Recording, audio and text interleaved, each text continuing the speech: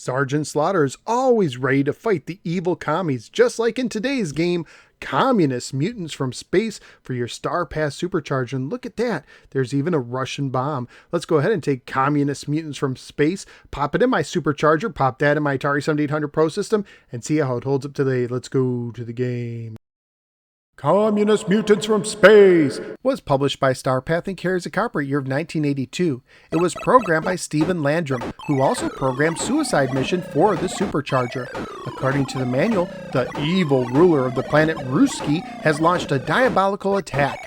A cunning mother creature filled with irradiated vodka transforms helpless slaves captured on peaceful planets into bloodthirsty communist mutants. The commie mutants attack like crazy, wipe out wave after wave of them, and they keep on coming. And the more you vaporize, the nastier they get. You've got trouble. Communist Mutants from Space is a Space Invaders Galaxian-style space shooting game for 1 to 4 players alternating. In multiplayer games, player 1 and 3 shares the left joystick, and players 2 and 4 share the right joystick. For the game, just like in Space Invaders, you use the joystick to move left and right and the button to fire. The difficulty switches affect the speed of your cannon. Your cannon moves faster when the switch is in the B position than when it is in the A position. The game allows for several options. You could choose 1 and 9 difficulties, with 1 being the easiest and 9 being the hardest. You can also play with or without shields. If you play with the shields, pressing down on the joystick will activate them, making you temporarily invincible. You can use 1 per wave unless you are destroyed, and then you can use another one with your new life. You can also choose to play with the time warp option. When you do so, pressing up temporarily causes the enemies to move much slower. Just like the shields, you can use 1 per wave unless you lose a life, and then you can use another one with your new life.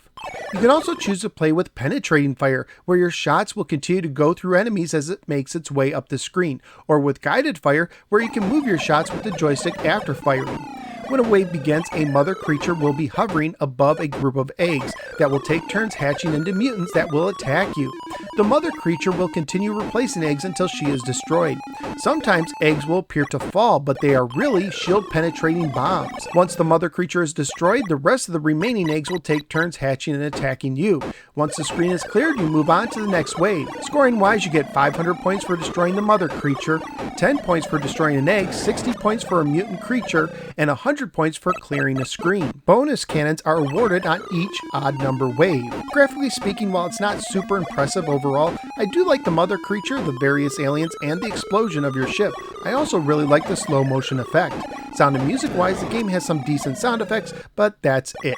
Family friendly wise, this is a basic Space Invader style game, which I anticipate would get an E for everyone rating if released today. At the time I researched on eBay, including shipping, 1 loose copy sold for $8, 1 complete copy sold for $17, and several new copies sold anywhere from $15 to $45. So what do I think of Communist Mutants from Space?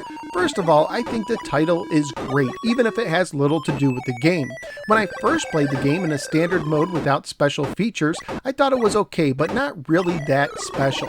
But when I activated penetrating fire, shields, and the time warp, all of a sudden a middle-of-the-road game became a really fun game. And you can easily change the options using your controller before the game, which is a plus.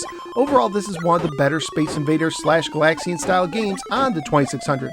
So where am I going to rank Communist Mutants from Space? This one's going to be easy. It's definitely more enjoyable than Sword of Saros, but I do like Escape from the Mindmaster more. So out of the 3 Supercharger games I've now ranked, Communist Mutants from Space is invading the 2 position. Communist Mutants from Space not only has a great name, but it's pretty fun too. At least that's what I think. What do you think? Let me know in the comments below. Also, please click like and subscribe and follow me both on the Facebook and the Twitter. I'm also a member of the Retro Junkies Network. At this time, I'd like to thank fellow YouTuber and Retro Junkies Network member Willie from Arcade USA for sending me the Supercharger I used today. Thank you, Willie. I'd also like to thank all my extraordinary Patreon supporters who voted for me to review Supercharger games for the remainder of the month. Thank you all. If you'd like to support the show and gain access to exclusive content, you can do so by signing up at patreon.com/NoSwearGamer. Thank you for giving me a little part of your day, and I look forward to seeing you next time on the next episode of the No Swear Gamer. Take care and watch out for Communist Mutants from Space!